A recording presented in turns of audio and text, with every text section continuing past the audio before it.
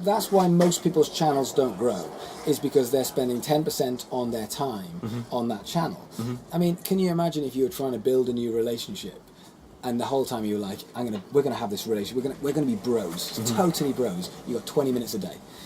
You'd be like, that's not bros. No, not at all. Whereas if you just like, no, we're going to spend all day together. Yeah. We're going to do this, and we're going to go everywhere we go. We're going to do it together, and we're going to like live in the same house.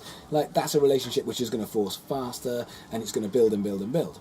If I allocate you 20 minutes, then it's going to take us a long, long time to really become close. It's the same thing with social media. People go, well, I've got to do all of these social media bits and platforms, so I'm going to allocate 10 minutes to Instagram TV and 10 minutes to Twitter, and all of a sudden you go, that's fine, but you're treating your audience like that you've given them 10 minutes of the time. So therefore they're not going to appreciate you the same way as they'll appreciate Casey Neistat, who you can tell has given them a 10-hour day. Yeah. Because even though you're only seeing a 10-minute video, you can see what he's done for the entire day. So effectively, there's some gaps to fill in, but you know where he's started. So he's given you the whole day. He's given you his entire day. And so if you just turn a camera on and go, look, I've only got 5 minutes and here's me, then you're effectively allocating people 5 minutes. So it's just harder to grow doing that. Take away the businesses then. Yeah. What would be your direction if you weren't going business? Do you know my ideal goal, and this is my plan. So my plan is I wrote this book, which when the first came out... Hold on, we've got the book somewhere. We have this book. Yeah, this is the book. Thank you. That's right. Yeah, it's for you.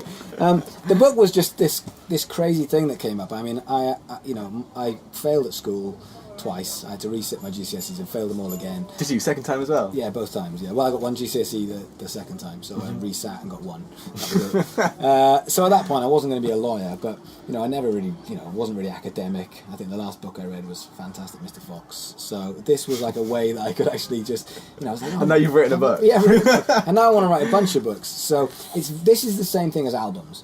So what people do is they go, we've put an EP out, and then they get really frustrated that it hasn't built. Well, I'm not frustrated, whatever the results are for this, because I'm not looking at book number 1. I'm looking at book number 4.